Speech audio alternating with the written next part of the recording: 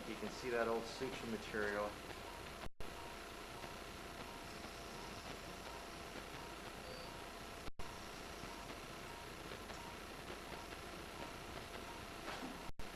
And you can see the defect here.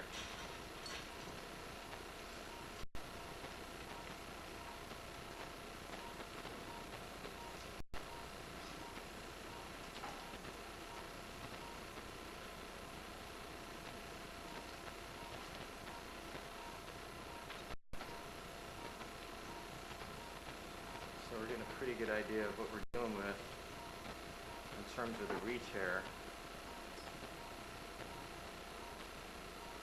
right there.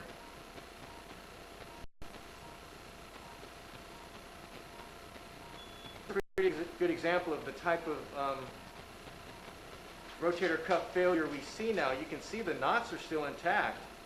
This is not a problem with suture breakage. You can see the knots are still intact, and yet the tendon's pulled through. And so this is just an example of what we see. We see biologic failure more than the actual mechanical structural failure. Here's two examples of two knots that were through the tendon, and have now the tendon's pulled through them, but the knots are still intact. So we're going to remove these. Obviously, we've got to revise them. But I just wanted to give you an example and a picture of that to show you that the knots are actually good and the suture was actually good. We'll pull that one out.